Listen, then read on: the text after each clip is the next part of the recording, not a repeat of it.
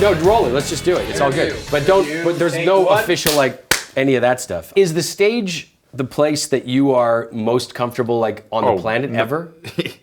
No question. Yeah. I mean, everything else literally is very awkward and uncomfortable. Let me just hear bass and guitar on that chorus. 2, 3, 4.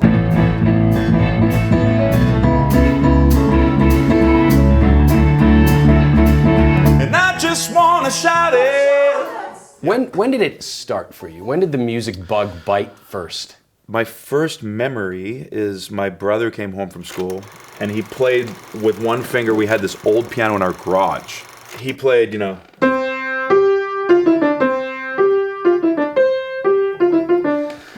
I asked him to show me how to do it. I did it.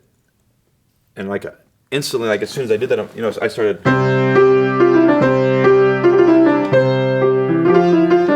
And just being a child, and I have no idea. And next thing you know, so John Williams was your introduction.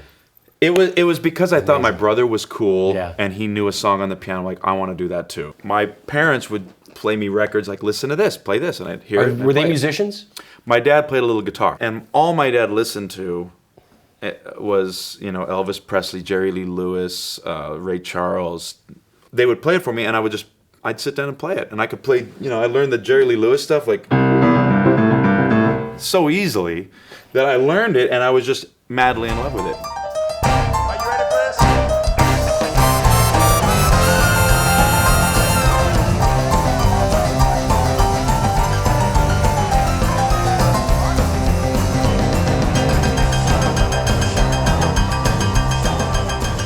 When I was 7, my dad played me this Elvis movie, Jailhouse Rock. Yeah.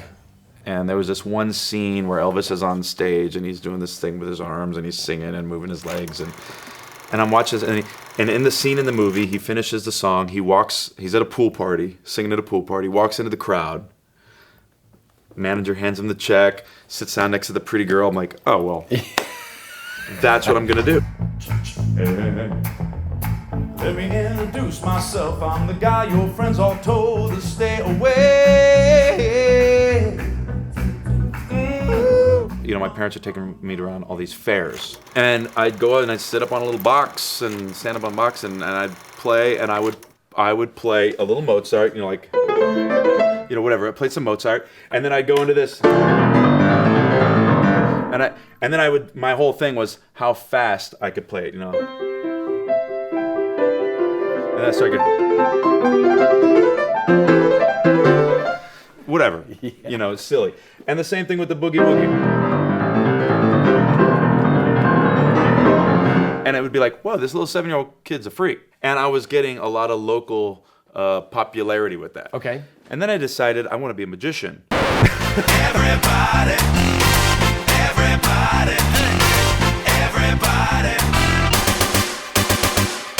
Here, let's do our shot, and then we can all get finished. All right. Come on now. This is the time to deliver. Treat it like it's your first show and like it's your last show. I had no interest in being famous or being recognized. It was more about, how do I get better? I just don't want to strive for fame. I want to strive for greatness. Yeah. Which I've come to find is quite a rare thing with musicians, It's about being popular, and that was never it. Music is crazy because it's the one art form that is not tangible. Yeah. I can hold art. A chef can make a dish, and music, I could say Yesterday by the Beatles, and it just goes in your head. Now you're thinking the art. Yeah. You know it. You can almost hear his voice. You can hear the melody. That's amazing. I'm your hero, baby. I'm your Superman. I'm the one to turn your babies into yes I can. Yeah, it's complicated. Try to understand. You'll be on the radio. I'll be your biggest fan. Let's talk specifically about this new record. Do we have a 10-song album? This is 11 songs, Yep. and there's. Do we have a title? It's called Future Greatest Hits. I love that. And the only reason we called it that is because it sounds like a greatest hits record, because it's eclectic. So I wrote this one song that is, if I had to pick only one song I could perform, only because it's emotional, I guess, But I wrote this, I wrote it a long time ago. We actually wrote it for Ray Charles. It was some kind of love you can never replace. It starts in your soul, tears at your heart, shows on your face. So you lock it up inside and hope nobody knows. It was some kind of love, some kind of loss, sometime ago.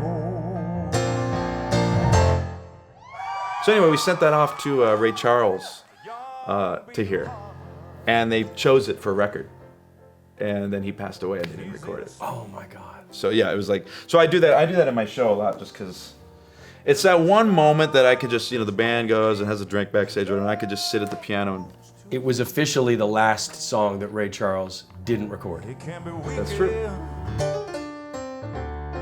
By love's cruel disguise, still it keeps me all in time. It's gonna be alright. You have lived many musical lifetimes already, and Ole is incredibly happy to be part of this next journey, man. Happy to have you on board. Man, I'm super excited. Can't wait to hear the this is music. great. Thanks. Take us out. Play us out. All right, I'll give you some.